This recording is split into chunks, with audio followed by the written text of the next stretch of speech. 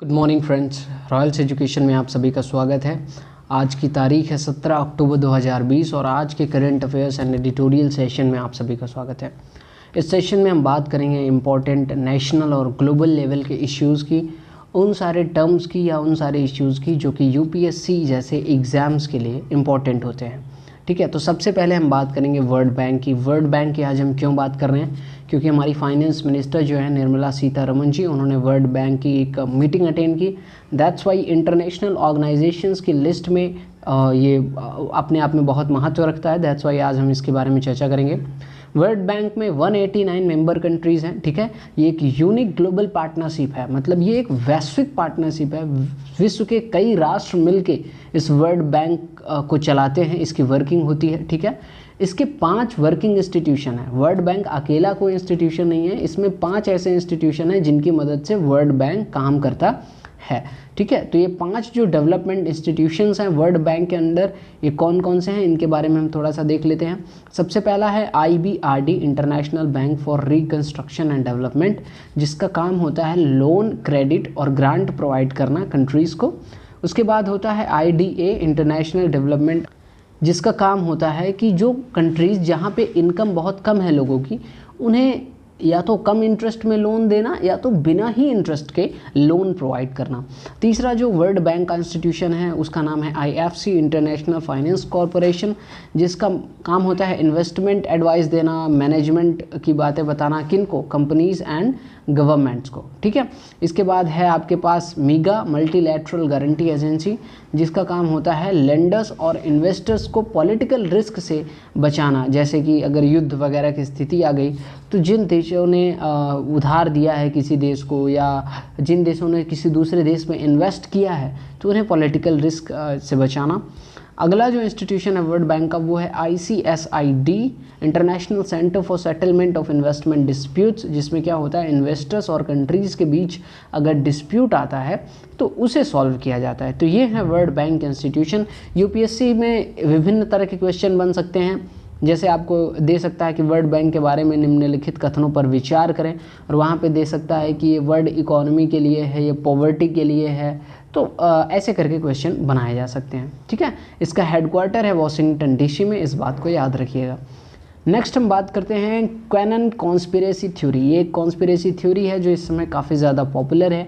ठीक है, यूएसए में है क्या कि किसी ट्विटर अकाउंट से ये शुरू हुई थी। इसमें बताया गया कि जो डोनाल्ड ट्रंप हैं वो कुछ लोगों के ख़िलाफ़ है। ठीक है, कुछ लोगों को, और वो लोग कौन से हैं? वो लोग हैं सैटर्न का पार्ट है। सैटर्न क्या है? देखिए, अगर आप थोड़ा सा ये बारे में भी जानते हो तो ठीक है, वरना ये इलॉजिकल सा आपको लगेगा, और ये वास्तव में इलॉजिकल ही है। कहा जाता है कि दुनिया में कुछ बहुत ही पावरफुल लोग एक ग्रुप में रहते हैं जिसका नाम है सैटर्न। ठीक है, और वो लोग मतलब शैतान की पूजा करते हैं। तो ये कॉन्स्पिरेसी थ्योरी है, ये फॉल्स थ्योरी है, इसका कोई वास्तव में वजूद नहीं है। बट कहा जा रहा है कि उन सैटर्न में शामिल हैं बराक ओबामा, हिलेरी क्लिंटन, ऐसे जैसे लोग उस सैटर्न ग्रुप का मेंबर हैं, और उनका खात्मा करने के लिए या उनका असली चेहरा सामने लाने के लिए ट्रंप जी पूरी कोशिश कर रहे हैं, ऐसा इस कैनन कॉन्स्पिरेसी थ्योरी का कहना है। ठीक है, तो ये एक वाहियात थ्योरी है और इससे यूएसए में हेट कंटेंट बढ़ रहा था, लोगों के बीच घृणा बढ़ रही थी और विभिन्न प्रकार के फॉल्स एलिगेशंस आप लगाए जा रहे थे। तो दैट्स वाई इस पे फेसबुक ने और ट्विटर ने बैन करा दिया।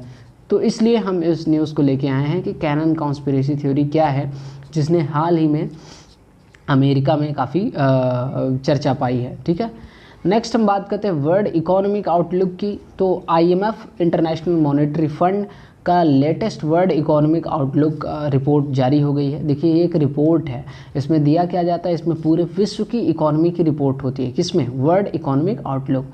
किसके द्वारा जारी की जाती है? IMF, international monetary fund. ठीक है, इस बार की इसकी वर्ल्ड इकोनॉमिक आउटलुक की रिपोर्ट का टाइटल था a long and difficult ascent. ये टाइटल इसलिए दिया गया था क्योंकि कोरोना की जो स्थिति है उसने पूरे विश्व में तबाही मचा रखी है, और इस रिपोर्ट के मुताबिक जो ग्लोबल इकोनॉमी है वो 4.4% इस वर्ष में क्या हो जाएगी? श्रिंक हो जाएगी, कम हो जाएगी। ठीक है, और क्योंकि वैक्सीन अभी अवेलेबल होती दिख नहीं रही है, तो इसीलिए IMF ने क्या बोलते हैं, जो पॉलिसी मेकर्स हैं, जो कंट्रीज़ हैं, उन सभी से ये रिक्वेस्ट की है कि भाई जो बहुत ही पुअर सेक्शन ऑफ सोसाइटी है उन्हें डायरेक्ट हम फाइनेंशियल मदद करें, उनके खाते में डायरेक्ट पैसे दें या उन्हें डायरेक्ट ऐसा मदद करें कि जिससे एटलीस्ट उनकी लिवलीहुड चलती रहे। ठीक है। इंडिया का वर्ल्ड इकोनॉमिक आउटलुक में क्या रिपोर्ट आई है, तो इंडिया के बारे में ये कहा गया है कि इंडिया की इकोनॉमी -10.3% की रेट से ग्रो करेगी। ये एक बहुत ही ज़्यादा ख़तरनाक सिचुएशन है, बट हम करेंगे क्या, क्योंकि कोविड ऑलरेडी हैवोक मचा चुका है पूरी कंट्री में, पूरे इंडिया में। ठीक है।